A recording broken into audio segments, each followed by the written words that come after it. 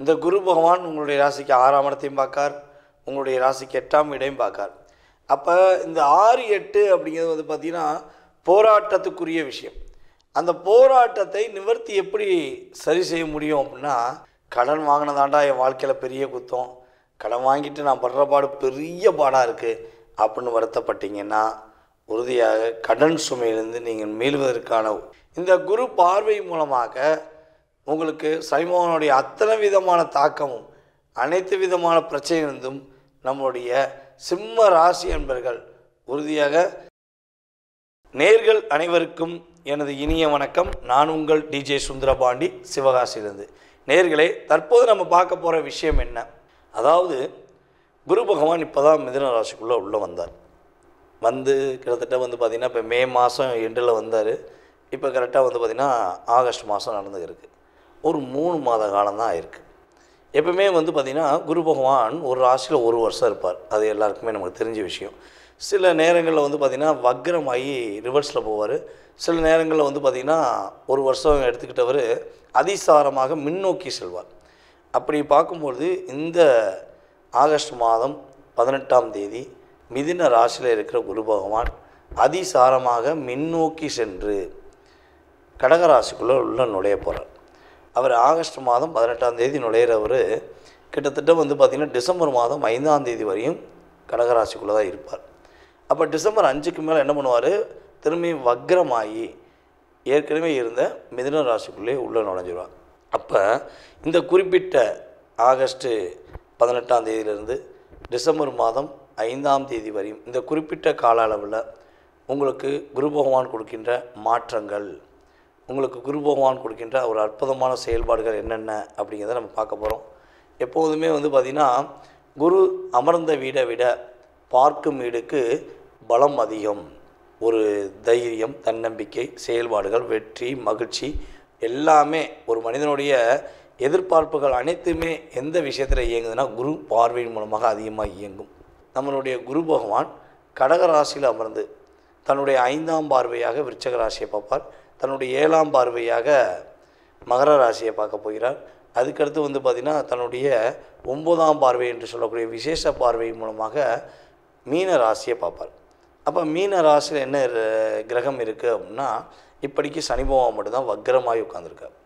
அப்போ சனி பகவான் வக்ர நிலையில் பல நபர்களை, பல செயல்பாடுகளை பெரிய பாடாப்படுத்த வேண்டிய சூழ்நிலை ஏற்பட்டது. அப்போ அந்த நிலையை குறைப்பதற்காக இந்த குருவின் பார்வை ஒரு பெரிய மாற்றத்தை கொடுக்கும், மிகப்பெரிய ஒரு முன்னேற்றத்தை கொடுக்கக்கூடிய சூழ்நிலையாக இருக்க போகிறது என்பது நிதர்சனமான உண்மை. இப்போ நம்ம பார்க்க போகிறது உங்களுடைய ராசிக்கான குரு அதிசார பலன்களை பற்றி பார்க்க போகிறோம். வாங்க வீடியோக்குள்ளே போகலாம்.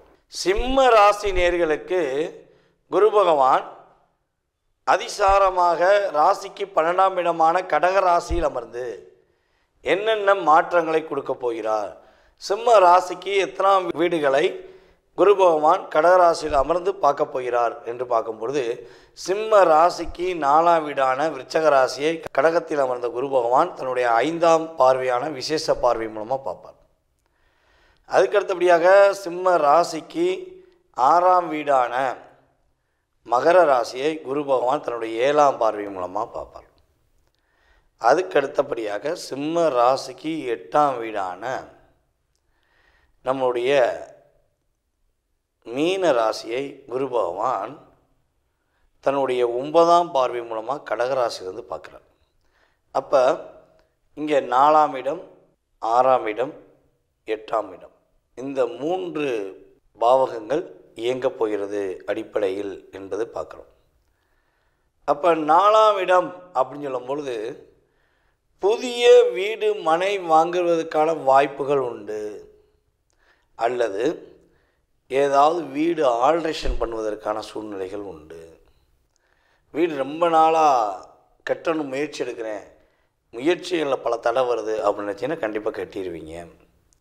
அதே போல் வீடு ஆல்ட்ரேஷன் பண்ணணும், ரொம்ப வருஷமாச்சு பெயிண்டிங் பண்ணி ஒற்றை அடித்து செஞ்சு அது இதுன்னு சொல்லி சின்ன சின்ன வேலைகள் கூட பார்க்கலங்க, வீடு கட்டினதோடு அவ்வளோதான். ஒரு ஆல்ட்ரேஷன் வேலை பார்க்கணுன்னு நினைக்கிறேன், காசு கிடைக்க மாட்டேங்கி. ஒரு ஆல்ட்ரேஷன் பண்ணோம்னா நல்லாயிருக்கும் அப்படின்னு எதிர்பார்க்குறேன் அப்படின்னு நினைக்கிற நம்மளுடைய சிம்ம ராசினியர்களுக்கு உறுதியாக அதற்கான செயல்பாடுகளை குரு பகவான் செயல்படுத்தி கொடுப்பார் கோச்சார கிரகங்கள் ரீதியாக என்பது உண்மை. அதேபோல் உங்களுடைய அம்மா வழி உறவுகள் மூலமாக உங்களுக்கு அடுத்த கட்ட நகர்வை நோக்கி நீங்கள் பயணிப்பதற்கான சூழ்நிலை வரும். அல்லது அம்மாக்கே உடல் ஆரோக்கியம் சம்மந்தப்பட்ட பிரச்சனைகள் ஏதேனும் இருக்குது, இல்லை அம்மாவுக்கு உங்களுக்கு நிறைய கருத்து வேறுபாடு இருக்குது, அம்மா என்னை புரிஞ்சிக்கவே மாட்டேங்காங்க, நான் எவ்வளவோ அம்மாட்ட ஒரு இன்வால்மெண்ட்டாக இருந்து பார்க்குறேன், என்னை எங்கள் அம்மா புரிஞ்சிக்கவே மாட்டேங்காங்க அப்படின்னு நினைக்கிற அன்பார்ந்த சிம்மராசி அன்பர்களுக்கு உறுதியாக உங்கள் அம்மா வழி உறவுகள் மற்றும் அம்மா மூலமாக கிரக அடிப்படை ரீதியாக மாற்றம் உண்டு. அதே போல் சிம்ம ராசியில் யாரெல்லாம் கடன் பெற்றான் நெஞ்சம் போல் கலங்கினான் இலங்கை வேந்தன் என்ற வார்த்தைக்கு ஏற்றவாறு கடன் வாங்கினதாண்டா என் வாழ்க்கையில் பெரிய குத்தம், கடன் வாங்கிட்டு நான் படுற பாடு பெரிய பாடாக இருக்குது அப்படின்னு வருத்தப்பட்டீங்கன்னா உறுதியாக கடன் சுமையிலிருந்து நீங்கள் மீள்வதற்கான உரிமையான அதாவது உறுதியான உண்மையான செயல்பாடுகள் நடைபெறப் போகுது என்பதை பார்க்கணும். ஆரோக்கியத்தில் ஏதேனும் பிரச்சனை இருந்தாலும் அந்த ஆரோக்கிய பிரச்சனை சால்வ் ஆகும். அதேபோல் நம்மளுடைய சிம்ம ராசி மாணவ செல்வங்கள் ஏதேனும் வெளியூர் வெளி மாநிலத்தில் வெளிநாடில் போய் படிக்கணும்னு ஆசைப்படுறீங்க அப்படின்னா அதற்கான அங்கீகாரத்துக்குரிய சூழ்நிலை இப்போவே உங்களுக்கு செயல்படுத்த ஆரம்பிக்கும் என்பது உண்மை.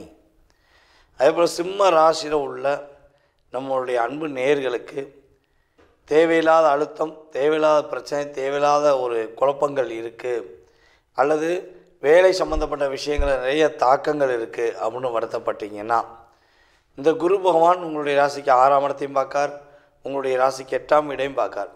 அப்போ இந்த 6, 8 அப்படிங்கிறது வந்து பார்த்திங்கன்னா போராட்டத்துக்குரிய விஷயம்.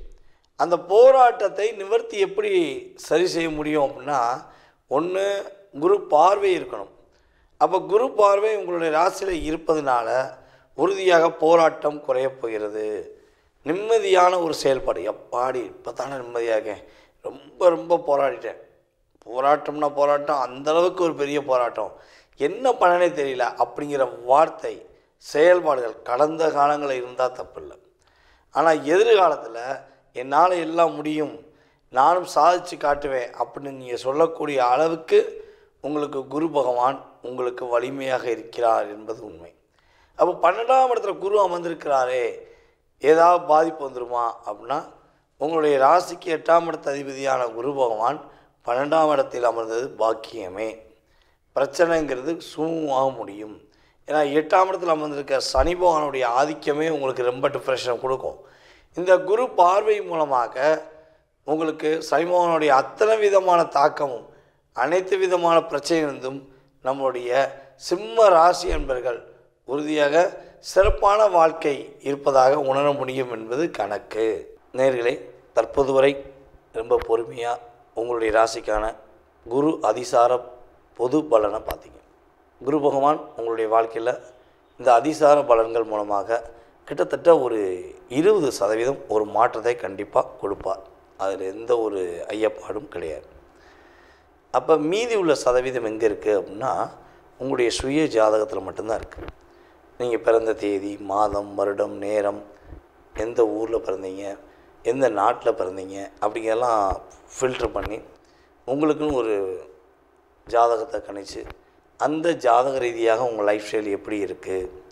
நீங்கள் நிறைய கேள்வி வச்சுருப்பீங்க. ஏன்னா ஒவ்வொருத்தவங்களுக்கும் ஒவ்வொரு கேள்வி இருக்கும். மனிதர்கள் எல்லாமே ஒன்று தான், ஆனால் மனிதர்களுடைய மனநிலை ஏகப்பட்ட மாற்றத்தில் இருக்கும். அதே மாதிரி தான் உங்களுக்கு நிறைய கேள்விகள் இருக்கும்.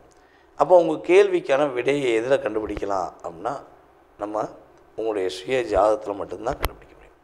சரி, ஜாதகமே இல்லை அப்போ கண்டுபிடிக்க முடியாதான்னா பிரசனத்தின் அடிப்படையில் கண்டுபிடிக்க முடியும். நீங்கள் வர்ற நேரம், நீங்கள் என்கிட்ட வந்து பார்க்குற நேரம், அதே போல் ஆன்லைன் கன்சல்டிங் பண்ணுறீங்கன்னா அந்த நேரம், அதே போல் வந்து பார்த்திங்கன்னா வெற்றிலை பிரசனம், டாரோட பிரசனம், சோழி பிரசனம், இப்படி நிறைய பிரசனங்கள் இருக்குது. முத்து பிரசனம் அப்படிங்கிற நிறைய பிரசன முறைகளை நம்ம வந்து ஜாதகத்தை பார்த்துருக்கோம். இந்த ஜாதக ரீதியான முழு விவரம் நீங்கள் தெரிஞ்சுக்கணும்னு ஆசைப்பட்டீங்கன்னா கீழே உள்ள வாட்ஸ்அப் நம்பருக்கு உங்களுடைய பெயர், நீங்கள் எந்த ஊர்லேருந்து பேசுகிறீங்க அப்படிங்கிற டீட்டெயில்ஸ் அனுப்பிவிடுங்க.